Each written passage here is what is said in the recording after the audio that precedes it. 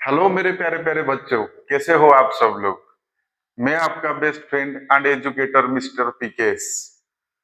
तो मैंने पिछले वीडियो में आपको वादा किया था कि आपको एक अकाउंटिंग का चाल सिखाऊंगा। तो आज इस पहला सेशन में मैं एक ऐसे शानदार कंसेप्ट को लेकर आया हूं। ये कंसेप्ट हर एक बच्चे के दिमाग को परेशान में डालता है। हर एक बच्चे डिफिकल्टी फेस करते हैं। तो none of the topic that is final account with adjustment का बैड डेप्ट, राइट। तो हम लोग पहले हम सीखते हैं कि व्हाट इज बैड डेप्ट। बैड डेप्ट क्या होता है बच्चों?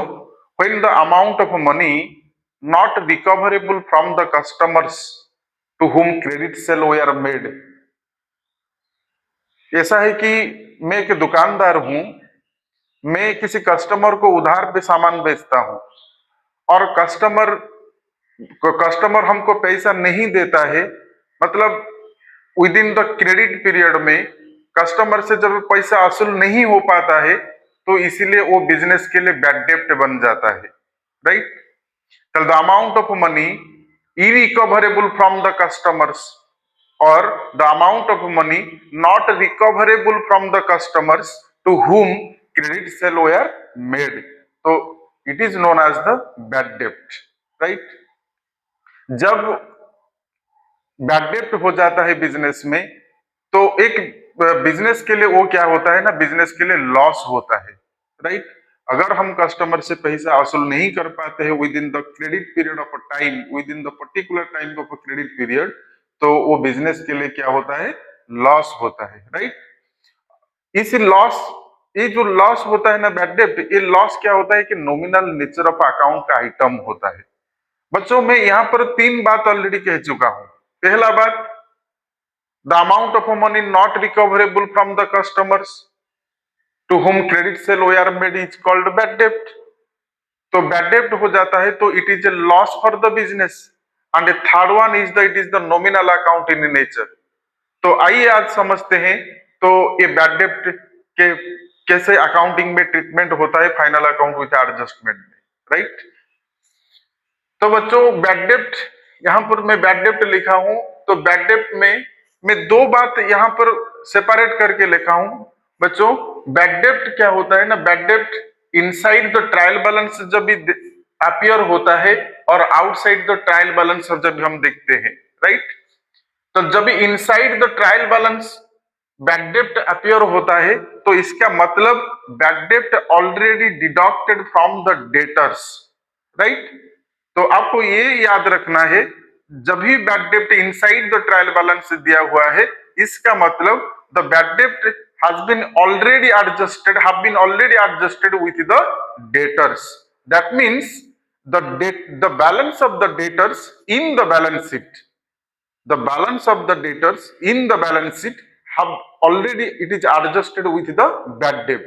The deducted from the debtors are less bad debt are shown in the balance sheet when it is appear inside the trial balance, right. And second one मैं यहां पर लिखा हूं जो आउटसाइड द ट्रायल बैलेंस। ये हमारे topic का बेहतरीन कंसेप्ट है। ये आउटसाइड द ट्रायल बैलेंस जब हम देखते हैं कि बैड डेप्ट दिया हुआ है, इसका मतलब बच्चों पहले हमको ये ठान लेना है कि ये मान लेना है outside of the trial balance कुछ भी आइटम दिया रखा है, तो इसका मतलब ये हमारे लिए क्या है, एक एडजस्टमेंट है, राइट। तो पहले हम लोग समझते हैं कि एडजस्टमेंट क्या होता है बच्चों। तो हम एडजस्टमेंट उसी को कहते हैं जब हम ट्रायल बैलेंस प्रिपेयर करते हैं, कुछ आइटम ऐसे होते हैं जो not included in the trial balance होता है। तो recording of the items those which are not recorded in the trial balance, those which are not included in the trial balance, that is called as, that is known as the adjustment. These items are to be adjusted while preparing the final accounts in order to ascertain correct profit or loss or finding the correct true and fair view of financial status of the business, right. तो हम लोगों को profit और loss and true and fair view of financial status हम लोगों को जानना है, राइट। तो इसीलिए जो ट्रायल बैलेंस के बाहर जो आइटम हमको दिखा, जो आइटम हम देखते हैं, तो अगर बैड डेब्ट आउटसाइड द ट्रायल बैलेंस दिया हुआ है तो इसी का नाम है क्या बच्चों? फर्दर बैड डेब्ट। तो उसको हम कहलाते हैं फर्दर बैड डेब्ट, राइट। तो इनसाइड द ट्रायल बैलेंस जो बैड डेब्ट दिया होता है तो हम उसको तो बैड डेब्ट बोलते हैं। अगर फिर ट्रायल बैलेंस प्रिपेयर करने के बाद बैड डेब्ट होता है तो उसको नाम हम देते हैं क्या बच्चों? फर्दर बैड डेब्ट, राइट। तो ये जो फर्दर बैड डेब्ट होता है ना, ये फर्दर बैड डेब्ट का ट्रीटमेंट हम लोग एडजस्टमेंट में कैसे करते हैं? अगर फर्दर बैड डेब्ट दिया हुआ है तो it is to be debited to the profit and loss account. It is to be debited to the profit and loss account. बच्चों देखो, any items are not included the trial balance. मतलब हम जब ट्रायल बैलेंस प्रिपेयर करते हैं, अगर कोई भी आइटम्स हम ट्रायल बैलेंस प्रिपेयर करने के दौरान नहीं ले पाते हैं, राइट, ट्रायल बैलेंस प्रिपेयर करने के बाद ये होता है, तो these items, these are called as the adjustment, right. तो these adjustment are to be adjusted while preparing the final accounts. ये मैं बात ऑलरेडी बोल चुका हूं, right, and these adjustments having the double effect in the final accounts, right. So any of the items which are not included in the trial balance are to be will to be placed at any three places, are to be placed any two places out of three, right. One is trading account, profit and loss account, and balance sheet, right. तो पहला effect हम कहां पर लेते हैं बच्चों? पहला effect further bad डेब्ट का हम लेते हैं प्रॉफिट एंड लॉस अकाउंट में, right. It is to be debited to the profit and loss account. It is to be debited to the profit and loss account, right. And और क्या लिखा हूं कि it will be added to the bad डेब्ट already given in the trial balance. तो मतलब पुराने bad डेब्ट, जो बैड डेब्ट ट्रायल बैलेंस में है, उसी के साथ हम जोड़ करके फर्दर बैड डेब्ट को दिखाते हैं debit side of the profit and loss account में, राइट। एंड जो सेकंड उनका इफेक्ट हम लेते हैं कहां पर? ना बैलेंस शीट के एसेट साइड में, राइट। तो बैलेंस शीट के एसेट साइड में तो सन्ड्री डेटर्स, जो टोटल डेटर्स है, जो टोटल डेटर्स हमारे बैलेंस शीट के एसेट साइड में होता है, तो उससे हम क्या करते हैं ना, फर्दर बैड डेब्ट को माइनस करते हैं। तो द अमाउंट ऑफ बैड डेब्ट डिडक्टेड फ्रॉम डेटर्स, इस डेटर से हम लोग क्या करते हैं ना, फर्दर बैड डेब्ट को डिडक्ट करते हैं, तो in the asset side of the balance sheet, right. तो इस डबल इफेक्ट को दिखाने के लिए हम एक एंट्री करते हैं जिसका नाम हम कहते हैं कि adjustment entry, right. This adjustment entry, in order to effect the adjustment entry, the adjustment entry is bad debt account debited to sundry debtors account, right. Bad debt account debited to sundry debtors account, right. तो आइए समझते हैं एक example के तौर पे। एक trial balance में लिया हूं, जो एक्सट्रैक्टेड ट्रायल बैलेंस ऑन 31 दिसंबर 2015। तो 31 दिसंबर 2015 में हमारे सन्ड्री डेटर्स है 30,000 एंड बैड डेब्ट है 800 रुपए, राइट।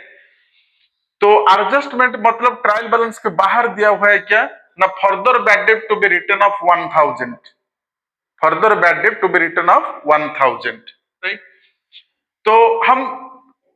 तो ये जो फर्दर बैड डेब्ट का जो एडजस्टमेंट है, तो इसको हम क्या करते हैं, इनका डबल इफेक्ट लेते हैं बच्चों। मैं आप लोग दिमाग में सेट कर लो, ये फर्दर बैड डेब्ट अगर ट्रायल बैलेंस के बाहर दिया हुआ है तो हम लोगों को दो जगह पर लेना है। क्या?